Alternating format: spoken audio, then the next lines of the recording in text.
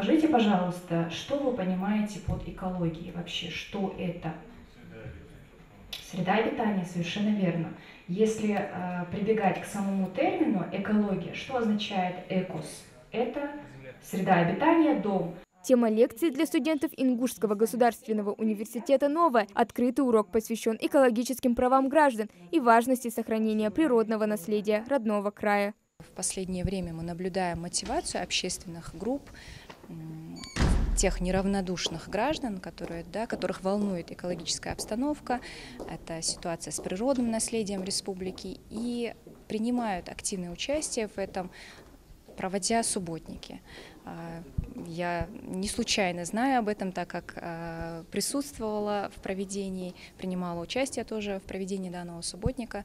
И вот мы решили сегодня студентам рассказать в целом об экологии нашего региона, А также об ответственности за нарушение экологического законодательства. Урок проходит в формате живой дискуссии. Говорят не только о необходимости бережного отношения к природе, но и важности сохранения традиций. Руководитель группы энтузиастов тропами предков Ингушетии Бекан Аздоев подчеркнул, что сохранение природного наследия – это долг каждого гражданина перед будущими поколениями. Мы со своей стороны прилагаем все усилия, демонстрируя результаты своих субботников в соцсетях, прилагаем все усилия, чтобы молодежь понимала, насколько ответственно и серьезно надо подходить к решению этой проблемы. Мероприятие организовано в рамках деятельности по правовому просвещению молодежи, направлено на повышение уровня экологической грамотности учащихся и формирование у них ответственного отношения к окружающей среде. В последнее время мы замечаем, что очень многие, особенно среди молодежи, интересуются экологической обстановкой, что не может не радовать нас.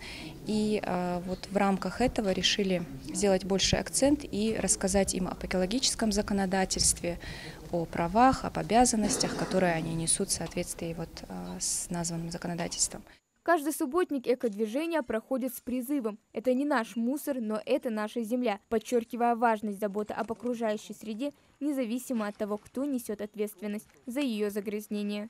Они задают вопросы и получают на них развернутые ответы. Встреча подобного масштаба в Ингушском государственном университете проходит не впервые и, как надеются организаторы, не в последний раз. Хава Гагиева, Султан Булгучев, Магаз 24.